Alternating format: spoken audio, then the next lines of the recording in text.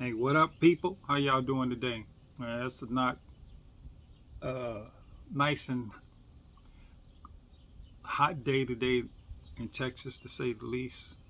Uh, you got some chickens that you need cooking, you can just hang them from the tree, and they'll bake just fine. That's how it is down here. But this is it's all right. But it's better than being frozen down here. So anyway, well, I'm stopping by today again to just have a little discussion with some folks because it's just puzzling to me, especially for the believers that I've been running into lately, that I'm trying to figure out, when did God say, I can't? When did He say that I have the ability that I can't ever do nothing? Or I would say lack of ability. I can't do nothing. Because the last time I read the word, what His intentions were for His creation was that there ain't nothing that you would set your mind to do that you won't accomplish. And that is in the passages where, right after Noah came out from being in the sea, that God flooded the whole earth, and then his generations of people, you know, basically repopulated the earth. And then there, if you remember, the Tower of Babel. And it was a passage in there that really set in stone in my heart. And God said, the men of that country is, hey, we gonna build this tower, and we gonna build it tall as it can get into heaven. And God said, oh my goodness, they're really serious about this. Well, we got to stop this because they can't be coming up into heaven like that. So what we gonna do? We going to basically confuse them, change their language so they can't understand each other, because what they have set out to do in their minds and their hearts, they will accomplish. That is what he said. And so, with that, that really opened my eyes to a few things about who we are as a culture, society today, because I run into a lot of folks that all I hear out their mouth is, I can't. Oh no, I don't want to do that. Ooh, I can't do that. And that's puzzling to me, because I know that God has given us the ability as his creation to do anything that we have set our hearts and our minds to do, whether that's good or bad, because it's happening. And so when I hear that out of someone's mouth about something they can't do that's going to really benefit them, that's puzzling to me, especially when I know that these people are praying, and you say they are, praying to God to open up a door so their lives can change. And then they door opens up and they say, "Oh, I can't go through there." Don't you know that the door God opens for you is nothing that you're going to be familiar with? Because if it was, heck, you'd be doing it already. You wouldn't need to go to him because you've already walked through that door. So when you tell God, I can't, after he's opened it for you, you've been praying to him, he's saying, okay, well, I opened the door for you.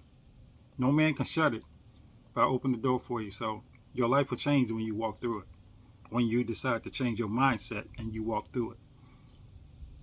Because that's a big thing. Because this world, especially here in America, has done a phenomenal job of brainwashing people. What you can physically do, or what you physically cannot do, and what you've been brainwashed to think that you can't do, two different things. Two completely different things. This place has brainwashed so many people to stay exactly where you are, accept the disappointments, the lack, the no progress that is designed for people to live in, and accept it as normal. And just so you know, that's not God's plan. Not in the least bit. Not in the least bit. God has created you to prosper. Yes, it's going to be things that you're going to run up against and different obstacles. Yeah, that's life. However, you show me in the Bible where any obstacle was able to stop those who truly succeeded, unless they let it.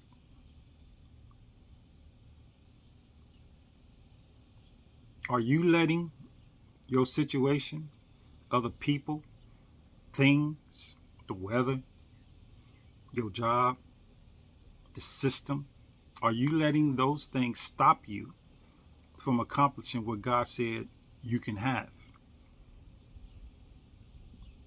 Because the last time I checked, God said, if you're dealing with a financial situation, God said, hey, I have given you the ability to get wealth. Now, wealth ain't an extra $5, if you didn't know that.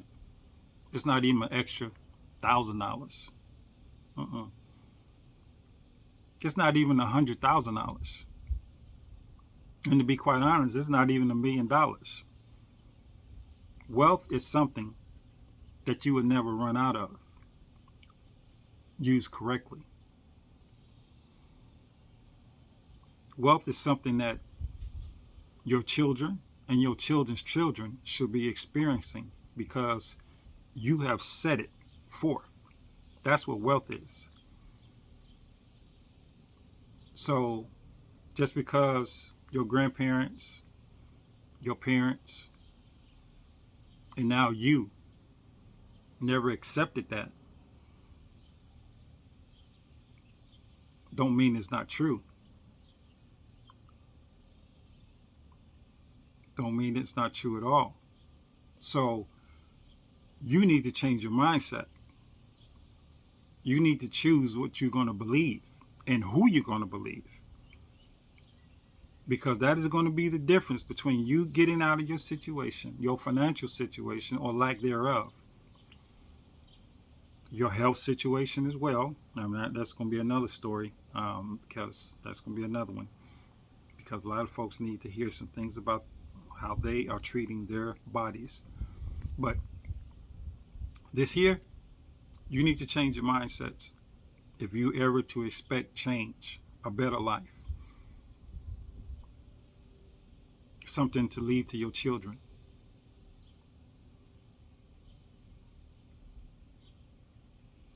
Something that the next generation can say, hey, my grandfather, my grandmother, they left us this, and now we're able to do a little bit further, go a little bit further in this life. Not start at the bottom, which is what a lot of people think. That's hellish. To say, well, I started at the bottom and my kids, they're going to start at the bottom too. That is hellish. Whether you realize it or not, because that's not what God said. So I just want to stop, just to chat with you for a minute, get them some things straight, because the life that you choose is the life that you will live.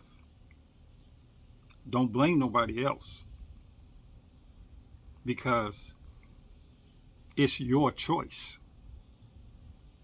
Got it? All right, y'all.